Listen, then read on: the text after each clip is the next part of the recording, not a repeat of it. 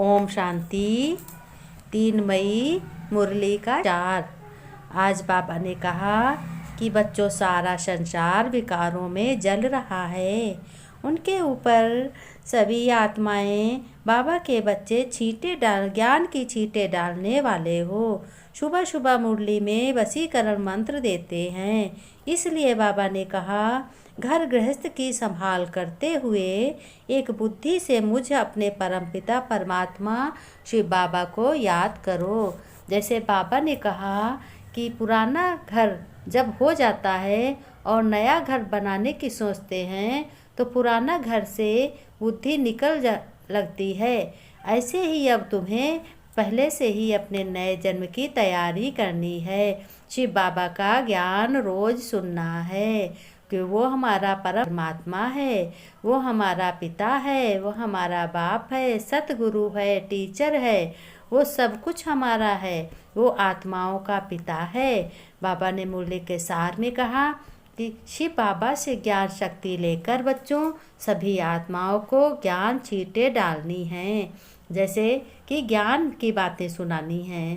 प्रश्न है, बाबा ने ज्ञान का कलश क्यों दिया माताओं को? उत्तर है, पहले पहले अपने को शीतल बनाकर फिर सभी को शीतल बनाने के लिए।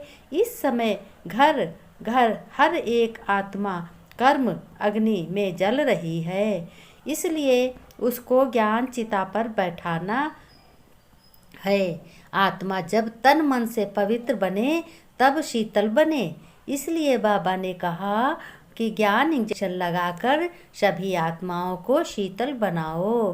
बाबा ने ये भी कहा कि बच्चों, पहले अपने आप ज्ञान से अपने ऊपर शीतलता का जल बरसाओ। इसमें आगे बढ़ना है। जैसे कोरोना के इंजेक्शन कोई लोगों ने नहीं लगवाए, तो ऐसे ही ज्ञान कोई कोई सुनेंगे और कोई नहीं सुनेंगे। जो सुनेंगे वो समझो ज्ञान की बातें सुने, बिना रह नहीं पाएंगे। बाबा के ज्ञान बिना नहीं रह पाएंगे। उनके मुख से हमेशा यही निकलेगा, मेरा बाबा कहा जानो बाबा के बन गए। गीत है जो पिया के साथ है। हम सभी जानते हैं कि नई दुनिया सुख की दुनिया आने वाली है। अगर सुख की दुनिया आने वाली है तो ये दुख की दुनिया भी तो जाने वाली होगी।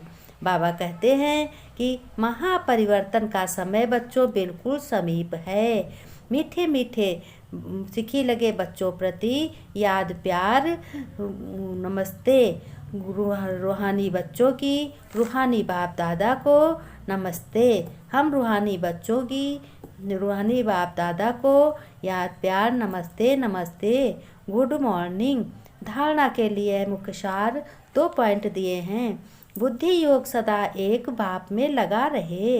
पुराने घर पुरानी दुनिया में बुद्धि न जाए, ऐसी एकाग्रचित अवस्था बच्चों बनानी है। दूसरा पॉइंट है कि बाप की सर्व गुणों को धारण करना है। हर एक आत्मा को शांत कराएं। वरदान है, जैसे भगवान परमपिता परमात्मा शिव बाबा बाप पर निश्चय है, प्यार है, श्रेष्ठ भावना है। किसी के कैसे भी संस्कार हों, चन कैसी भी हो, लेकिन है तो सभी बाबा के बच्चे ही। इसलिए बाबा के जो बच्चे बने हैं और अपना ज्ञान ध्यान से सज रहे हैं, अपने को सजें और उसके बाद में दूसरे को सजाएं। बाबा ने कहा, जब खुद संपन्न हो गए, खुद शांति से शक्तियों से भरपूर हो गए, तभी तो दूसरे को शांति दे सकते हो। जब तुम्हारे पास कोई चीज़ होगी नहीं तो दूसरे को क्या दोगे? तो बाबा ने कहा, सभी को आत्माओं को बाबा का ज्ञान सुनकर अपने को अमल करना है और हमेशा शुमान में रहें।